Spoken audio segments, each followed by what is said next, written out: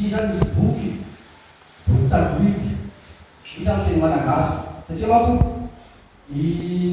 matety manko tsy dia sasany tsy dia mahay hoe tajoridy ty zany vita amin'ny teny malagasy te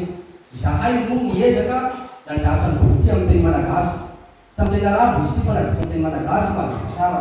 ka izy tiky filaharana vola zay masy numéro 1 io fa inshallah mbola hoazy zany ny fizarana faharoa sy fahatelo sy fahaefatra ka ho an'izay hanao photocopie dia manampinay ty boky famparitaky agny Toliara zao misy fondy zay sony izy io nampianatra ny boky ty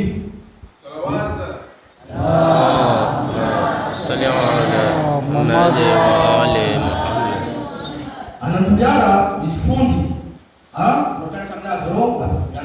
iabiabinay saka koa zany tsy kambonavy eto basaby haka tombotsoa amin'ny boky inshallah salama alaikum